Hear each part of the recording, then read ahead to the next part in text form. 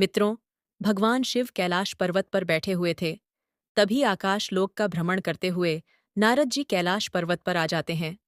फिर नारद जी कहते हैं, हे प्रभु, मैं जब आकाश लोक पर भ्रमण कर रहा था तो मैं पृथ्वी लोक पर देखा, एक साधु ने विधवा स्त्री के मन की प्यास बुझा रहा था। हे प्रभु, यही जानने की जिज्ञासा लेकर मैं आपके पास आया हूँ। कृपया आप बताने की अनुमति कीजिए। तब भगवान शिव कहते हैं, हे नारद जी, हम तुम्हें तुम्हारे सभी प्रश्नों के उत्तर एक कथा के माध्यम से देने जा रहा हूं। कृपया तुम इस कथा को पूरे मन से सुनना। फिर नारद जी कहते हैं, हे प्रभु, आप कथा को आरंभ करिए मित्रों। यह कथा एक ऐसी विधवा स्त्री की है जिसके पति की मृत्यु के बाद उसके जीवन में एक अजीब सा सन्नाटा और खालीपन छा गया था। उसकी कोई संतान नहीं थी और परिवार का भी कोई सहारा नहीं था। वह दिन भर मेहनत मजदूरी करके अपना गुजारा करती, लेकिन रातों को अकेलापन उसे घेर लेता। पूर्णिमा का जीवन किसी बोझ से कम नहीं था। वह सोचती, क्या मेरा जीवन सिर्फ इस अकेलेपन और संघर्ष के लिए बना है? क्या मैं कभी उस सुख और शांति को महसूस कर पाऊंगी जो मुझे पहले मिली थी? हर रोज वह गांव के मंदिर के पास से गुजरती, जहां कई श्रद्धालु पूजा करने आते थे। लेकिन पूर्णिमा के लिए वह मंदिर केवल एक इमारत की तरह था।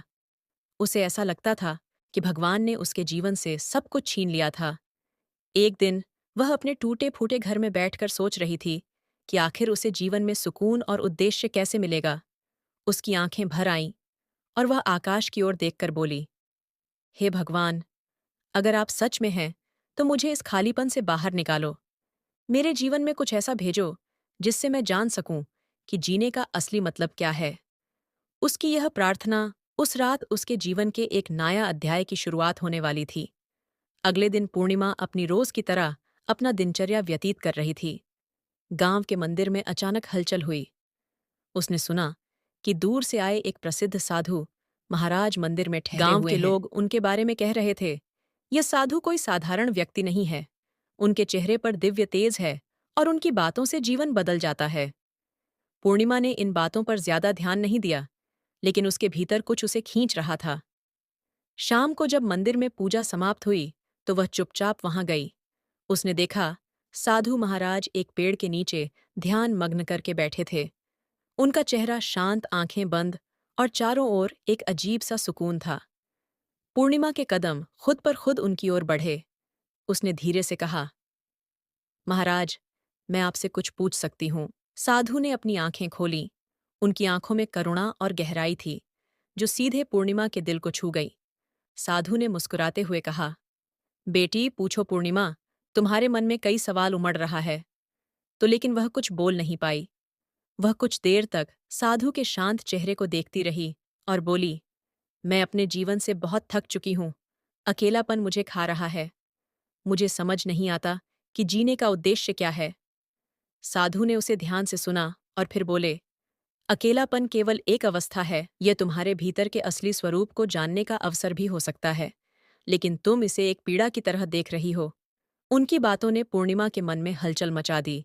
उसने पहली बार महसूस किया कि शायद उसकी परेशानी हल हो जाएगी, लेकिन साधु के पास जाने से हो सकता है उस एक मुलाकात ने पूर्णिमा के भीतर बदलाव की चाहत जगा दी। पूर्णिमा उस दिन साधु महाराज से मिलकर घर लौटी, लेकिन उनका शांत चेहरा और करुणादायी शब्द उसके मन से हट नहीं रहे थे। उसने रात भर उनकी बातों को याद किया। उनकी आंखों में जो शांति थी, वह उसे बेचैन कर रही थी। उसने सोचा, कैसे कोई इतना शांत और संतुलित हो सकता है? उनकी आंखों में एक ऐसा दिव्य चमत्कार क्या है जो मुझे अंदर तक खींच रही है? अगले दिन पूर्णिमा फिर से मंदिर के पास गई। उसने साधु महाराज को दूर से देखा, जो एक छोटे से चबूतरे पर बैठे हुए थे। तब पूर्णिमा को उनके पास जाने की हिम्मत नहीं जुट रही थी, लेकिन वह रुक गई और उन्हें दूर से देखती रही। वह रोज मंदिर जाने लगी, कभी पूजा के बहाने, तो कभी सिर्फ साधु को देखने के लिए। उसने महसूस किया कि वह उनका ज्ञान और करुणादायी नेत्र उससे अपनी ओर खींच रहा है। यह आकर्षण मोह या वासना नहीं था, बल्कि उनके व्यक्तित्व की गहराई और आत्मिक ऊर्जा ने पूर्णिमा के भीतर एक अजीब सी जिज्ञासा जगा दी थी।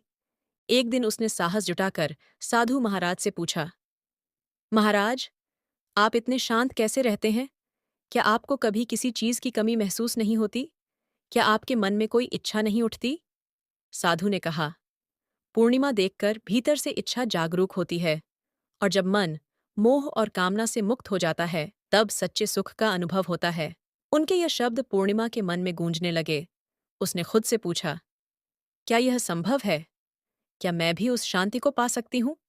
साधु के प्रति आकर्षण और उनकी बातों को समझने की चाहत और गहरी होती गई। वह उनकी उपस्थिति में एक अजीब सी सुकून महसूस करती थी और हर दिन उनसे कुछ सीखने की कोशिश करती थी। कुछ दिनों तक साधु महाराज से मिलते जुलते हुए पूर्णिमा के मन में हिम्मत बढ़ी। एक दिन उसने साधु से अपने दिल की बात कहने का निर्णय लिया। वह मंदिर गई और उनके सामने बैठकर धीरे धीरे बोली, महाराज, मैं आपसे कुछ कहना चाहती हूँ। मेरे मन में कई सवाल हैं जो मुझे परेशान कर रहे हैं। साधु ने शांत स्वर में कहा, पूछो बेटी, जो भी प्रश्न तुम्हारे मन को बोझिल कर रहे हैं, उन्हें बाहर निकाल दो। पूर्णिमा ने झिझकते हुए कहा, महाराज, मैं अपने अकेलेपन से बहुत थक चुकी हूँ। मुझे लगता है कि आप ही वह व्यक्ति हैं जो मेरे जीवन के खालीपन को भर सकते हैं। जब मैं आपके पास होती हूँ, तो मुझे एक अजीब सी शांति महसूस होती है। लेकिन फिर यह सवाल उठता है कि यह भावना सही है या गलत? क्या यह मोह है? क्या मैं पाप कर रही हूँ? साधु ने कुछ देर मौन रहकर उसकी बात सुनी और फिर बोले, बेटी, तुम्हारे मन में जो आकर्षण है, वह स्वाभाविक है। लेकिन यह समझना जरूरी है कि यह मोह और कामना की एक अवस्था है। यह अस्थायी है और समय के साथ बदल जाएगी। मनुष्य का स्वभाव है बाहरी चीजों में सुख और शांति ढूंढना, लेकिन सच्चा सुख भीतर से आता है। पूर्णिमा ने पूछा, लेकिन महाराज, यदि मोह और कामना अस्थायी हैं, तो यह क्यों महसूस होता है? क्या यह जीवन का हिस्सा नहीं है? साधु मुस्कुराए और बोले, कामना और मोह जीवन का हिस्सा है, लेकिन वे हमें सच्ची शांति नहीं दे सकते। यह ऐसे है जैसे तुम प्यास बुझाने के लिए खारे पानी का सहारा लो। वह पानी तुम्हारी प्यास को बढ़ाएगा, न कि उसे मिटाएगा। सच्ची शांति तभी मिलेगी जब तुम अपने भीतर के स्रोत को पहचानो। पूर्णिमा ने फिर सवाल किया, क्या यह संभव है कि कोई अपनी इच्छाओं को पूरी तरह त्याग दे? आप भी तो कभी मेरे जैसे ही थे। आपने यह शांति कैसे पाई? साधु ने उत्तर दिया, त्याग का अर्थ इच्छाओं को दबाना नहीं है, बल्कि उनके स्वभाव को समझना है। जब तुम्हें यह एहसास हो जाएगा कि इच्छाएं केवल भ्रम है, तब वे स्वतः ही तुम्हारे जीवन से समाप्त हो जाएंगी। मित्रों, भगवान शिव कहते हैं, हे नारद जी, जैसे दीपक के जलने से अंधकार मिट जाता है, वैसे ही आत्मा का ज्ञान पाकर मोह और वासना का अंधकार खत्म हो जाता है। फिर साधु जी की बातों से पूर्णिमा थोड़ी परेशान हुई और सोचकर महसूस करने लगी कि भीतर की जो बेचैनी है, वह केवल बाहरी चीजों से ही संतुष्ट हो सकती है। लेकिन क्या वह इस सच्चाई को पूरी तरह समझ पाएगी? ये सवाल अब भी उसके मन में गूंज रहा था। पूर्णिमा ने साधु महाराज की बातों को गहराई से सोचना शुरू किया। उनके शब्द उसके मन में बार बार गूंज रहे थे। सच्चा आनंद तुम्हारे भीतर है, इसे बाहर मत ढूंढो। उस रात उसने अपने जीवन पर विचार किया। उसने खुद से पूछा, मैं इतने समय से किस चीज की तलाश कर रही हूं? क्या वह शांति जैसे विचार साधु महाराज में देखती हूं, मेरे भीतर नहीं हो सकती? अगले दिन पूर्णिमा मंदिर में जाकर साधु से कहा, महाराज, आपने कहा कि सच्चा सुख मेरे भीतर है, लेकिन मुझे समझ नहीं आता कि मैं इसे कैसे महसूस करूं।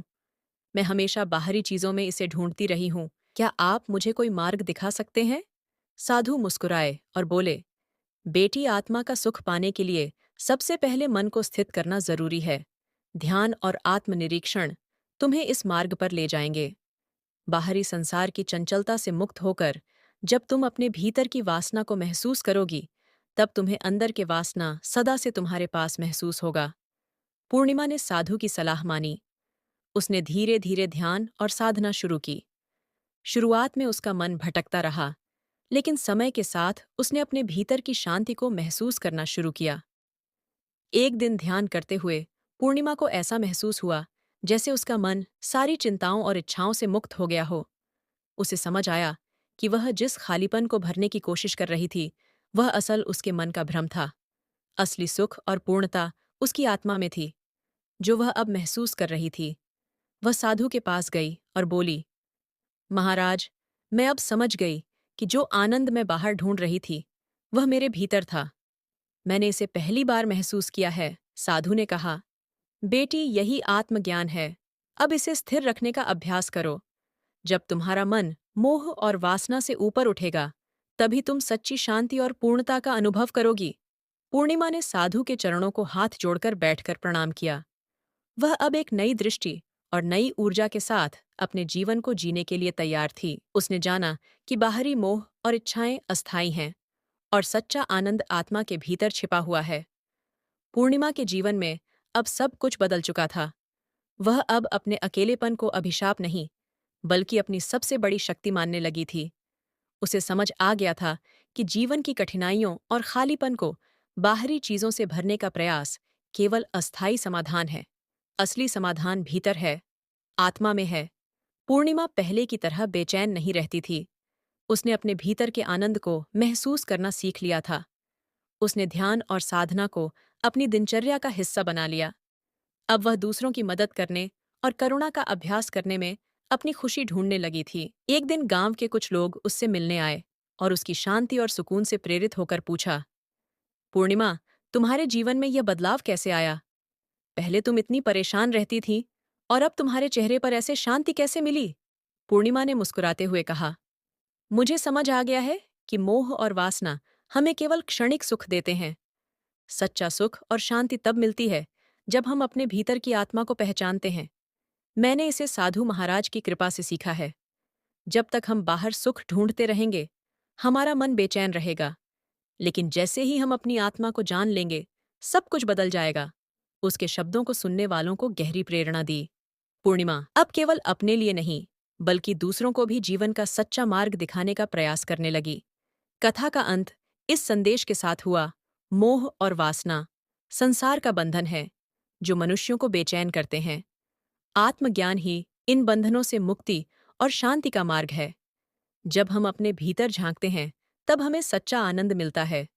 जीवन की चुनौतियों को स्वीकार करके और आत्मा की शक्ति को पहचान कर हम एक पूर्ण और शांतिपूर्ण जीवन जी सकते हैं। मित्रों, अगर ये कथा आप लोगों को पसंद आई हो तो कमेंट बॉक्स में हर हर महादेव लिख करके, वीडियो को लाइक करके, चैनल को सब्सक्राइब करके बेल आइकन ऑल पर प्रेस कर लीजिए, जिससे आप सभी लोगों को प्राचीन कथाएं और कहानियां सबसे पहले प्राप्त हो सके।